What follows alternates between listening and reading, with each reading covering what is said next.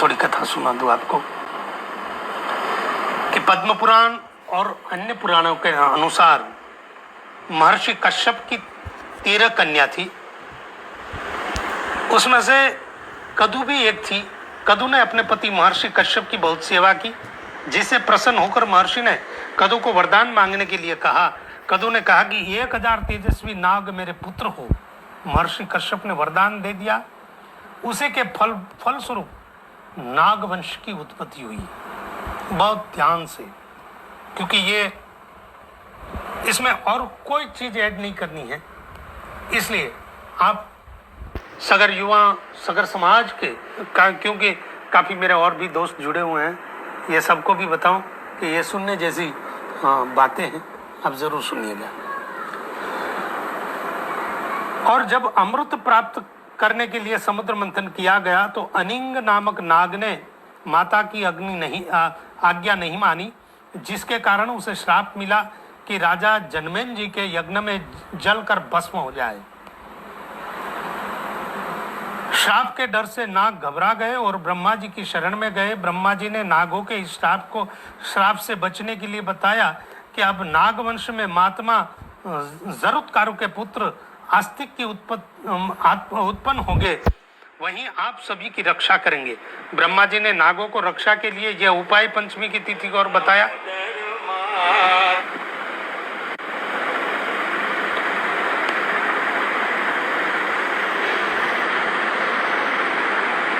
तो ब्रह्मा जी ने नागों को रक्षा के लिए यह उपाय पंचमी तिथि को बताया था कि अस्तिक मुनि ने सावन के पंचमी वाले दिन ही नागों को यज्ञ में जलने से रक्षा की थी। यहाँ एक भी और जानकारी भी मिलती है किशोरदान कि नाग पंचमी का व्रत क्यों किया जाता है, कैसे किया जाता है। आस्तिक मुनि ने सावन की पंचमी के दिन नागों को यज्ञ में जो डालना था वहां से बचाया था और उसे दूध से नहलाया था। दूध की धार डालकर उनकी शीतलता प्रदान की थी। उसी समय के कारण यह श्रावण मास की शुक्ल पक्ष की पंचमी के दिन इसलिए नाग पंचमी मनाई जाती है। और सूर्यवंश में बाहुक नाम के एक राजा हुए। सूर्यवंश में बाहुक नाम के एक राजा हुए। उनके पिता का नाम वृक था। भविष्य में ही इनके राजा बाहुक के पुत्र राजा सगर हुए, जिनके 60,000 पुत्र थे। आइए विस्तार से जानते हैं पुराण वर्णित राजा सगर के जन्म की कहानी। बाहुक बड़े धर्मपरायण राजा थे। वे अपनी प्रजा का पालन पुत्र के समान करते थे। पापियों और द्रोहियों को उचित दंड देते थे, जिसके समस्त प्रजा निर्भय होकर धर्मपूर्वक रहते थे। प्रजाजन उनके राज्य में अन्न वस्त्र की कमी नहीं थी, जिसलिए समस्त प्रजाजन सुखपूर्वक निवास करते थे। राजा बाहुक के मन में अहंकार एक दिन उत्पन्न हो गया कि मेरे राज्य में हर और सुख और शांति है। मैंने अपने सभी शत्रुओं को जीत लिया है। मुझे समस्त वेद और शास्त्रों का ज्ञान है। इसी संसार में मुझसे बढ़कर दूसरा कौन है। जब मनुष्य स्वयं को सबसे अच्छा मानने लगे तो समझ लो कि अपने आने वाले समाज का, आने वाले समय का अच्छा निशान नहीं होता। दूसरों में दोष देखते हैं। दूसरों की वाणी भी उनके प्रति कठोर हो जाती है, जिसका मन सदा दूसरों के दोष देखने लगता है और सदा कठोर भाषण करता है। जब अहंकार आता है ना, अहंकार के साथ साथ आता है अपना ईगो। अहंकार मतलब ईगो आज के समय में जानने के लिए ये मुझे जरूर कहना पड़ेगा कि जो ईगो होता है ना, यही।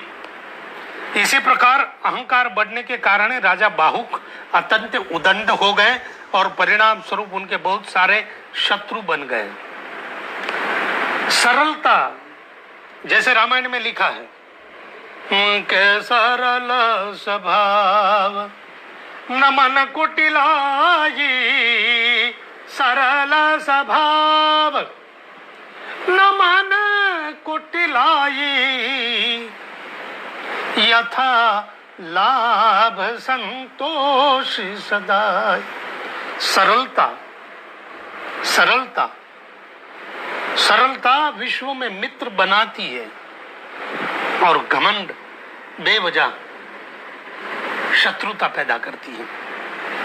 और ऐसा होते होते महाराज बाहुक के बहुत से शत्रु हो गए। महाराज बाहुक की इसी नीति के कारण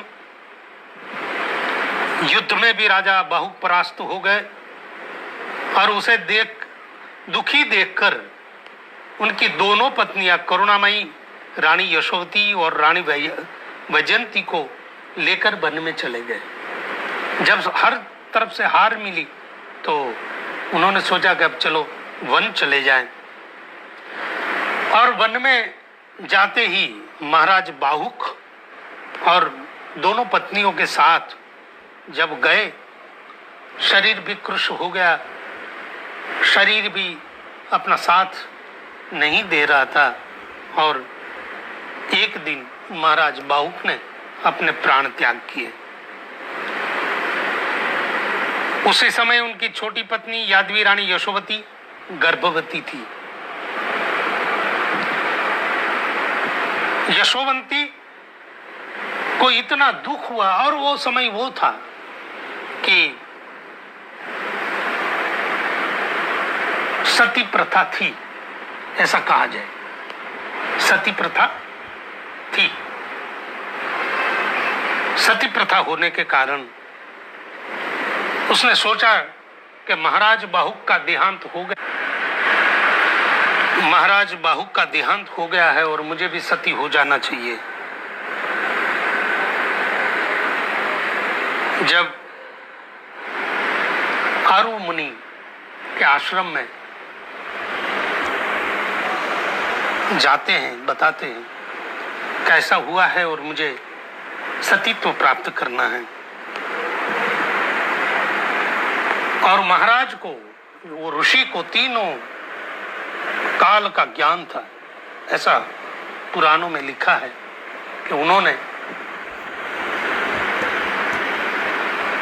अपनी तीर्थ दृष्टि से देखा और फिर महारानी यशोवती को बताया कि आप गर्भवती हैं और गर्भवती स्त्री को सतीत्व धारण करने का अनुमोदन नहीं है, आप नहीं हो सकते।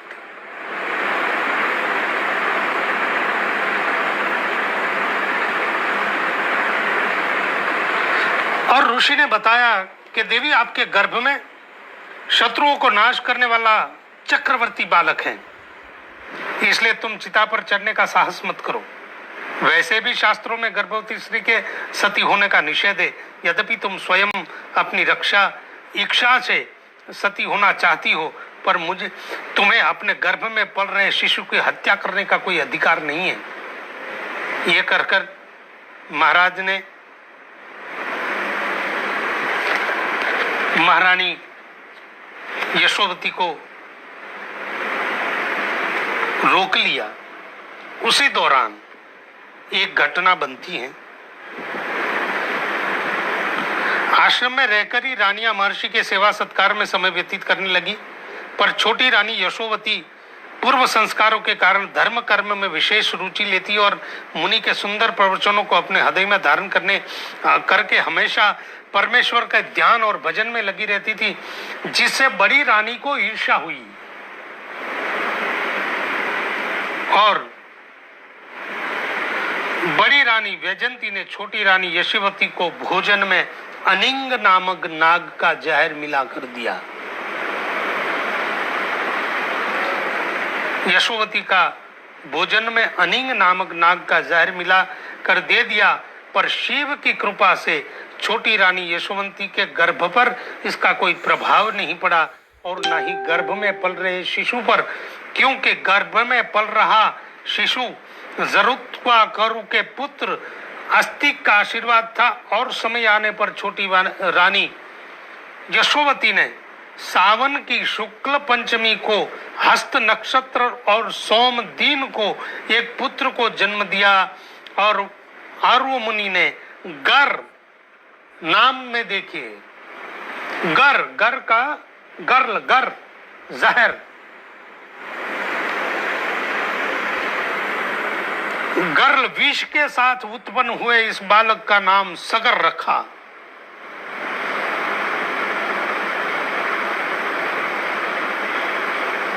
इस बालक का नाम सगर रखा और सगर का बड़े प्रेम पूर्वक पालन पोषण किया। अब बालक सगर कुछ बड़ा हुआ तो और मुनि ने उसका यज्ञोपवीत संस्कार किया और उसके शास्त्रों का अध्ययन करवाया, साथ भी अस्त्र शस्त्रों को शिक्षा भी दी। और मुनि से शिक्षा पाकर बालक सगर बलवान, बुद्धिमान और धर्मात्मा हो गए और शस्त्र का ज्यादा ज्ञान के लिए भार्गव परशुराम से भी अन्यथा अस्त्र का ज्ञात करवाया गया।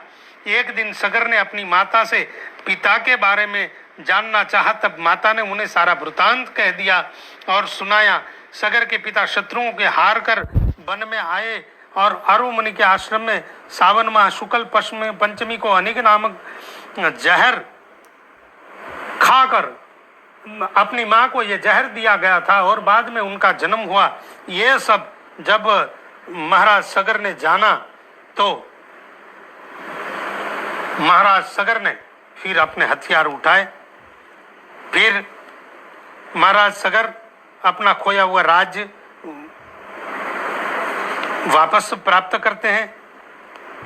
कुलगुरु महर्षि वशिष्ठ के पास पहुंचे। कुलगुरु वशिष्ठ ने मिलकर उन्हें प्रणाम करके सगर ने उन समाचार सुनाया। महर्षि वशिष्ठ सगर को देखकर अत्यंत प्रसन्न हुए, उन्हें भिन्न भिन्न प्रकार के दिव्य अस्त्र प्रदान किए। इस प्रकार सभी अस्त्र शस्त्रों से सुसज्जित होकर सगर कुलगुरु वशिष्ठ से आज्ञा लेकर अपने पिता के शत्रुओं को युद्ध करने पहुंचे। शूरवीर सगर ने बहुत ही कम समय में अपने सभी शत्रुओं को पराजित किया। तब शक, यवन तथा अन्य बहुत से राजा अपने प्राण बचाने के वशिष्ठ मुनि के शरण में आ पहुंचे। वशिष्ठ की बात मानकर सगर ने राजाओं को प्राण दान दे दिया। ये देखकर वशिष्ठ मुनि ने सगर पर बहुत प्रसन्न हुए और अन्य तपस्वी मुनियों के साथ लेकर सगर का राज्याभिषेक किया। तत्पश्चात राजा सगर आर्व मुनि के आश्रम गए और उनकी आज्ञा लेकर अपनी दोनों माताओं को अपने साथ राजमहल ले आए और सुखपूर्वक राज्य करने लगे। इस तरह सावन माह के शुक्ल पक्ष की पंचमी बड़ा महत्व है और भगवान सगर की, महाराज सगर की तिथि ये नाग पंचमी है। तिथियों के बारे में भी आपको कुछ जानकारियां दे दूं कि चैत्र सुद पूर्णिमा, ये श्रावण की पूर्णिमा नहीं, चैत्र सुद पूर्णिमा भगीरथ जयंती होती है। भगवान भगीरथ की जन्म जयंती है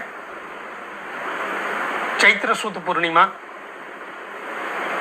ज्येष्ठ महीना, जेठ हम गुजराती में जेठ कहते हैं, महाराष्ट्र और राजस्थान सभी हिंदी क्षेत्रों में ज्येष्ठ बोलते हैं।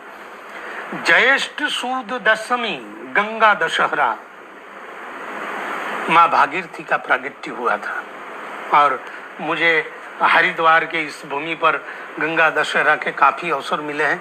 मैंने भजन संध्याएं भी की हैं, गंगा वंदना, और गंगा के लिए तो मैं कवि प्रदीप जी के शब्दों में गाता रहता हूँ कि भारत के लिए भगवान का एक वरदान है गंगा, सच पूछो तो इस देश की पहचान है गंगा। हर हर गंगे, हर हर गंगे। और गंगा सप्तमी ये भी पुण्यतिथि सगरों के लिए बहुत उम्दा मायने रखती हैं। ज्येष्ठ सुद दशमी को प्रकट हुई गंगा मकर संक्रांति के दिन गंगा सागर पहुंचती है। गंगा सागर पश्चिम बंगाल में पहुंचती हैं और वहां 60,000 सगर पुत्रों का उद्धार करती हैं। और श्रावण शुद्ध पंचमी वो सगर जयंती है